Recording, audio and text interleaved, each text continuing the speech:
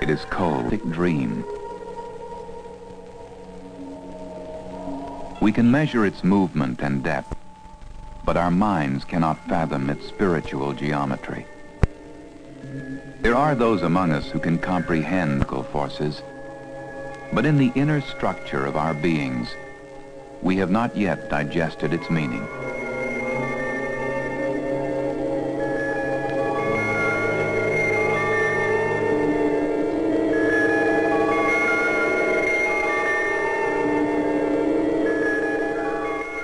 In the 7th decade of the 20th century, we became creatures of a universe, not merely a planet. For many of us, it is too soon to confront our new environment. But others have begun to grapple with the changed meaning of the species man. They are the artists among us.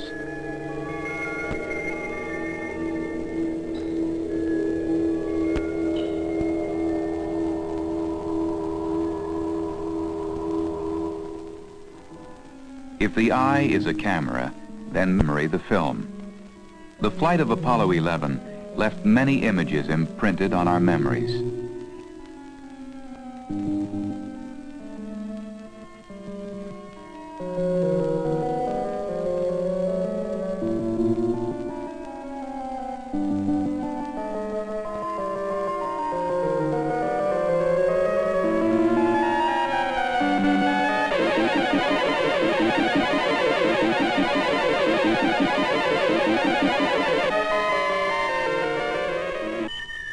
To the creative mind, these same images are not only remembered, but interpreted. They are the raw material of art.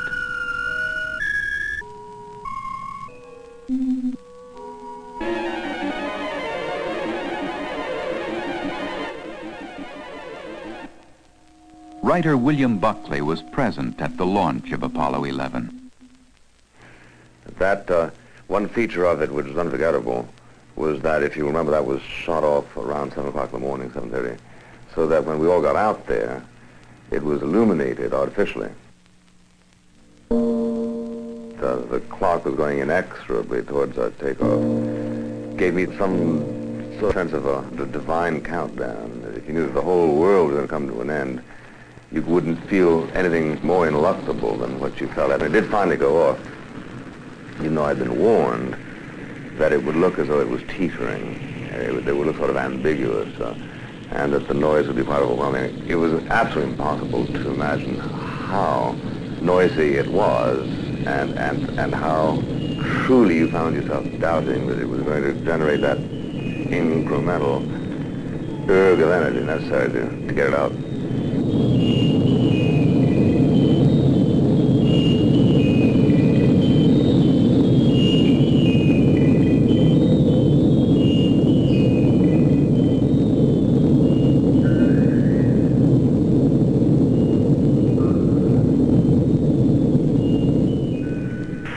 I can see the brilliant blue horizon coming up behind the approaching sunrise. Over. Roger, you're very lucky. You're right, man. This is beautiful. The journey to the moon was man's greatest technological achievement to date. It brought one age-old symbol into new perspective. Artist James Wyeth sensed the effects of this change. Actually, when I was first asked to get down to the Cape Kennedy thing, I had no preconceived idea of what I would see. It was, I guess, best to go into something like that with an open mind, rather than what I would come out with, and because it was something totally different from what I'd ever done before. I never before would have painted the moon. After going there, the moon, in some ways, is more graspable for me. Not that it's more interesting, but it's more personal. I don't know what the term you'd use, but all this has direct relation. Here, this was done on an island in Maine.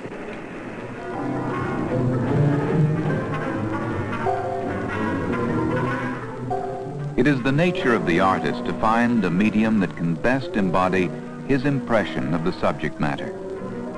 The exploration of outer space led painter Mitchell Jameson to experiment with new forms of expression.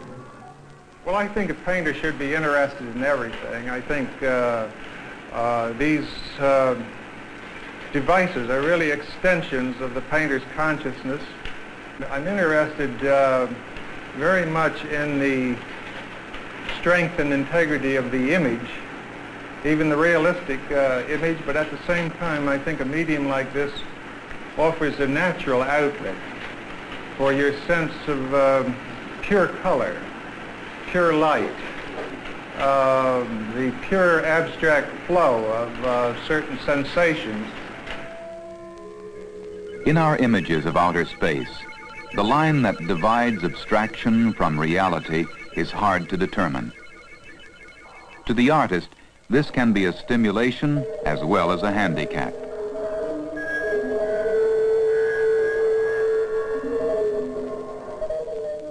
Lamar Dodd has spent 5 years concentrating his painting on the abstract themes of space.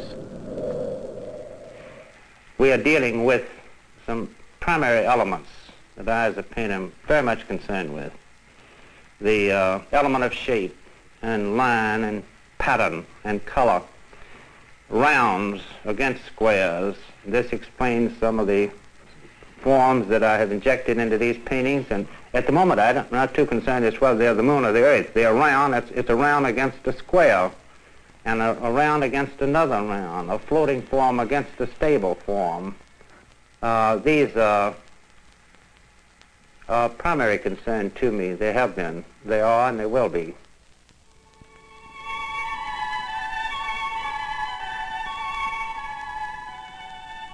We think of art as the product of contemplation, of tranquility, of isolation, a spore germinating in the greenhouse of the mind. But throughout history, great art has drawn on momentous events for its subject matter. J. Carter Brown, director of the National Gallery, has witnessed this artistic transformation of event to canvas. Part of intellectual history is the way people react in paint to ideas as poets, as philosophers, and as historians. And I think these pictures will give us a breadth of index as to what the human mind was doing in relation to the whole space program at the moment of its greatest impact, at the moment that it was actually happening.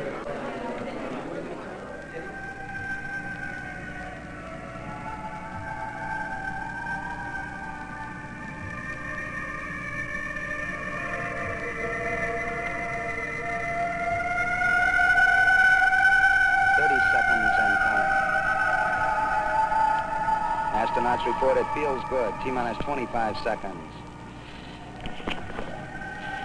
20 seconds and counting.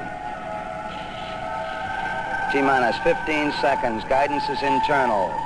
12, 11, 10, 9. Ignition sequence starts. 6, 5, 4, 3, 2, 1, 0. All engine running. Liftoff. We have a liftoff. 32 minutes past the hour. Liftoff on Apollo 11. Roger, we got a roll from Roger. Roll.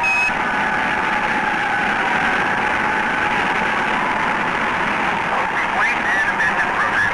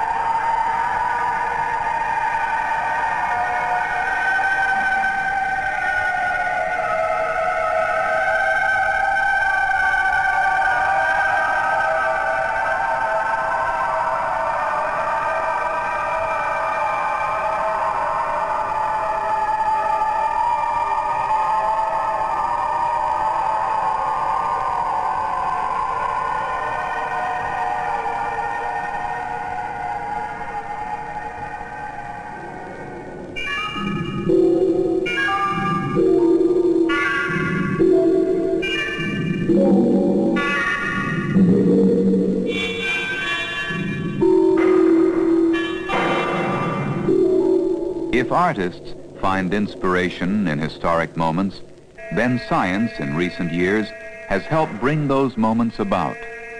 The space effort has forged new links between science and the arts.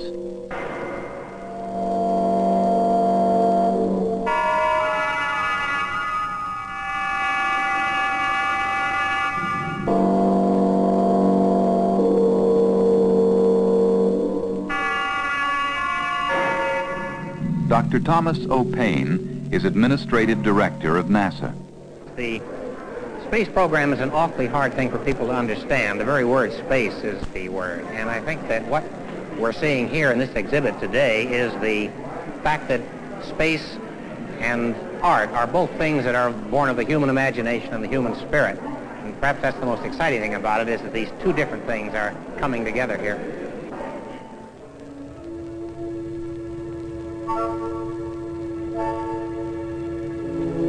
The story of Apollo 11 is the story of movement, of motion, the tranquility of weightlessness, the fluid sense of unseen movement in a void, like a bird gliding effortlessly across the sky. Dance is the art of movement, and Edward Villella, an artist among dancers. For me as a dancer, it was phenomenal to watch first that initial step, the tentativeness of it, and then the second step, the heaviness of it, the plodding qualities. But then it was great once they began to sense that 1/6 gravity quality, and he began to bound, and then he began to dance.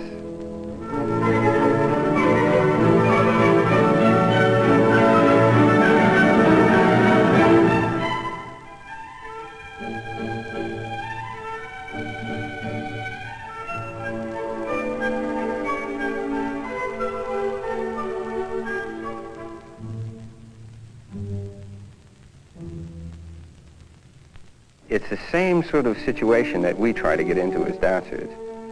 Just taking a controlled step, a second controlled step, sensing the floor, being able to feel the floor, feeling where my weight is, where it was, how I could begin to move, and I simply began to move, sensing the enjoyment of that power, that sensation.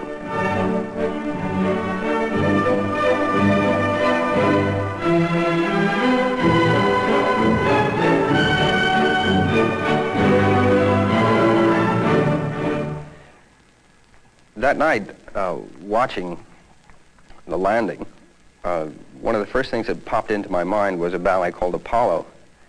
And the coincidences and the parallels I thought were just fantastic, really incredible. First of all, the entire program being called the Apollo program. And secondly, certain images in the ballet that I found paralleled this entire event, this entire idea. I mean, simply fantastic power of an Olympian god as shown in the choreography that Mr. George Balanchine did way back in 1929. Phenomenal images of masculine power. But also, when he taught me the role, he was talking about an eagle. Again, another coincidence, another parallel line. He was talking about an eagle perched high. And he has a jump, which again indicates an eagle. High on this perch, suddenly sweeping down with the arms out as wings. And in my estimation, there's no greater experience in the world. And I never feel more totally alive than when I'm moving that way, when I'm moving through space.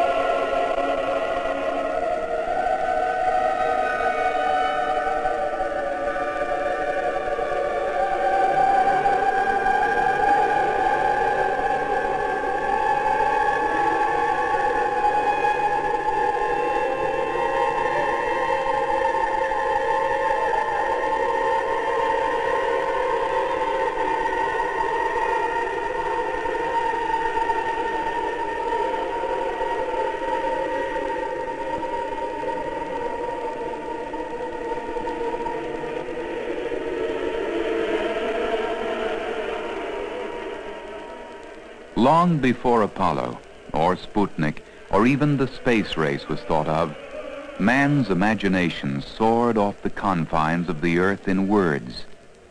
Until recently, we called these printed words science fiction. Perhaps today the word fiction is no longer appropriate.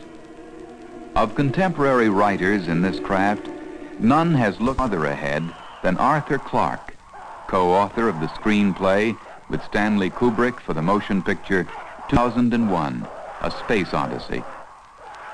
He offers an intriguing interpretation of where man is heading in space exploration.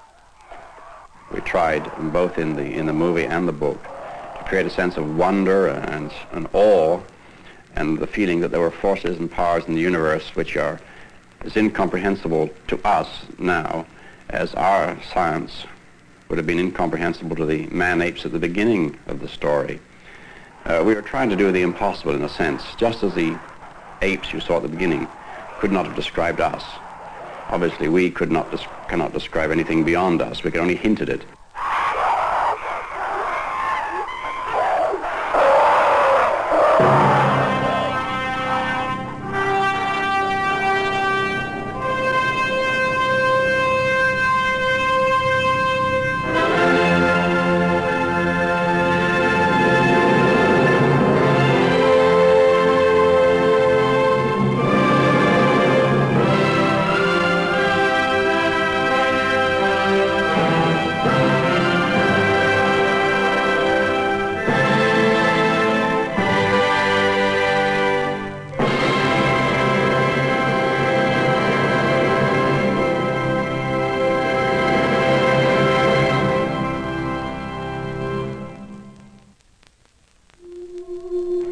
The developments in spaceflight and the landing on the moon, these things open up a new level of science fiction. You see, you could not have science fiction until you had a certain level of scientific achievement. Otherwise, before that, it's just pure fantasy with no basis of reality at all.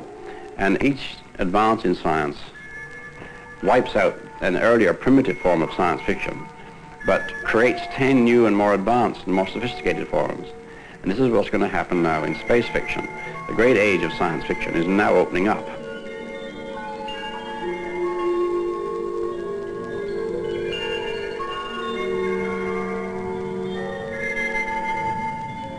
The trip through the Stargate at the end of the movie was a journey beyond infinity, as the subtitle had it, beyond the infinite, a confrontation with superhuman powers, which we don't specify. If you like to say that it's God you meet at the end of the film, this is a perfectly legitimate assumption.